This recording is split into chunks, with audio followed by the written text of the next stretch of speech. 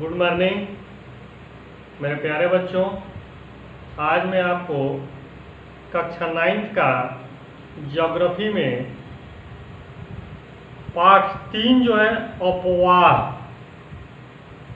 अपवाह के बारे में बता रहा हूँ। आपका लेसन है 3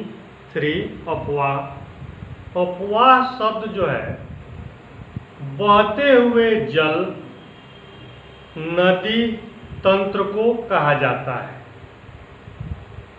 भारत में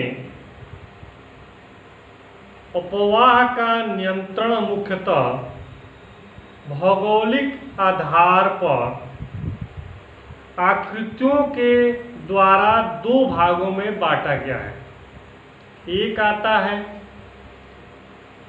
हिमालय से निकलने वाली नदियाँ और दूसरी आता है प्रायद्वीपीय नदियाँ।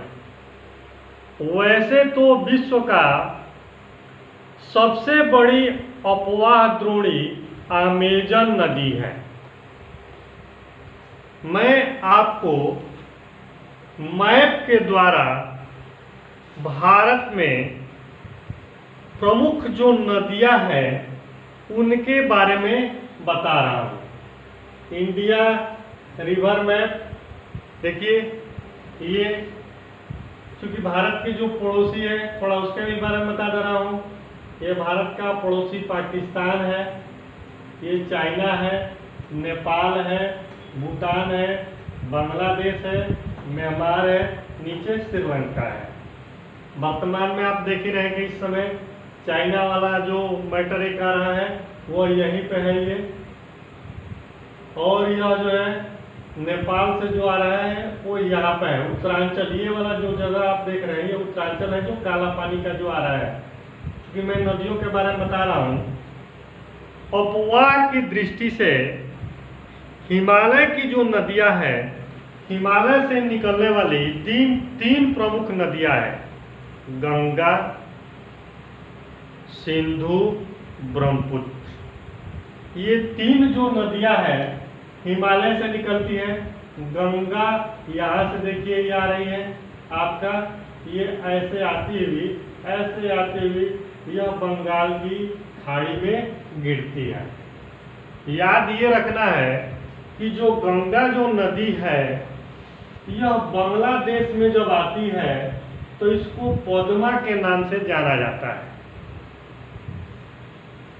गंगा की जो सहायक नदी है, जो ब्रांच है उसकी, वह गोमती है, घाघरा है, यमुना है, रामगंगा है। 3 मुख्यतः याद रखिएगा, अक्सर आता है पेपरों में कि गंगा की 3 प्रमुख सहायक नदियों के नाम बताइए, तो आप घाघरा, गोमती, यमुना या रामगंगा आप लिख देंगे। दूसरी जो हिमालय से जो निकलती है, देखिए ये जो आपका तस्वीर जो दिखाई दे रहा है यह एक ब्रह्मपुत्र नदी है। यह नदी भारत में यहाँ पे अरुणाचल प्रदेश से ये प्रवेश कर असम से होती हुई यह बांग्लादेश से फिर आपके बंगाल के खाड़ी में गिरती है। अब देखिए ब्रह्मपुत्र जो नदी है इसका उद्गम जो स्थल है तिब्बत के मानसरोवर झील से, यहाँ से तिब्बत के मानसरोवर झील से, और यह मुख्य रूप से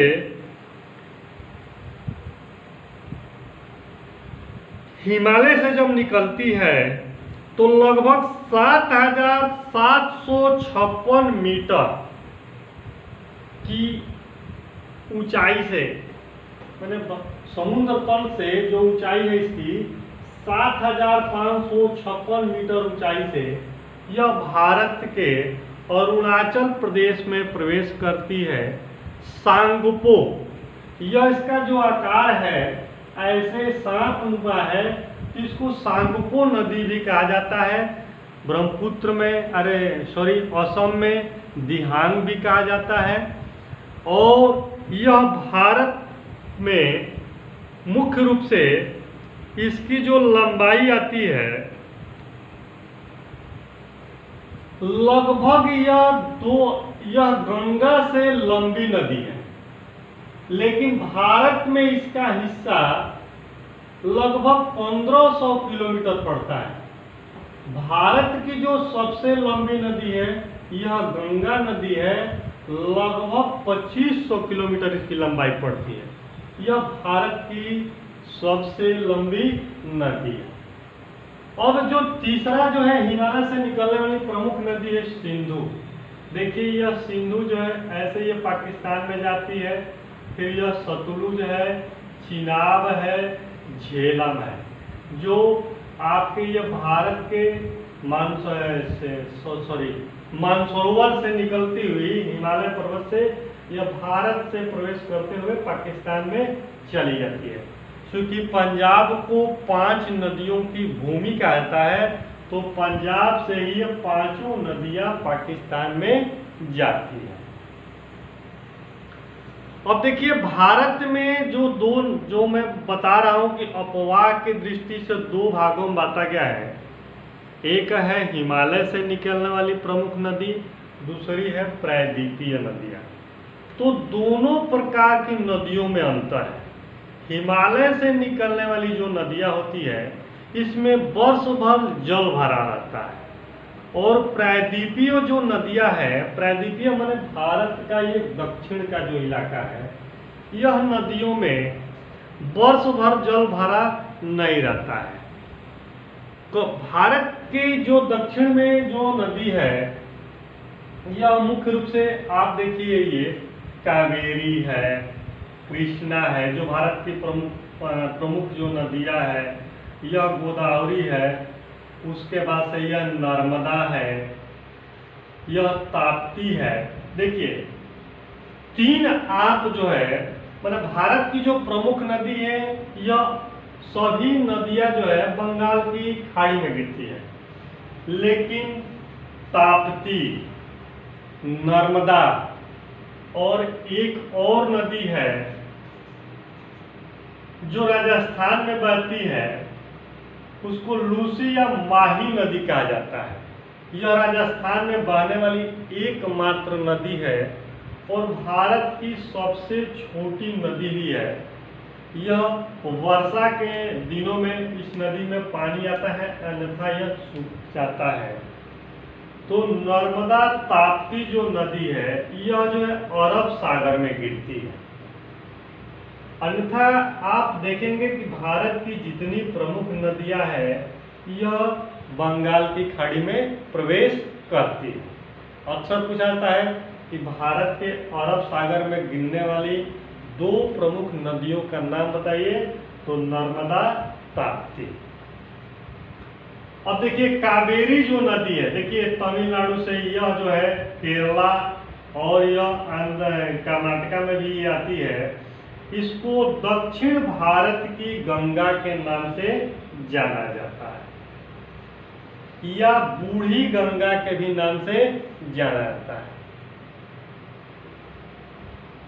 तो मैं आपको केवल कम शब्दों में बता रहा हूं हिमालय से निकलने वाली प्रमुख नदियां।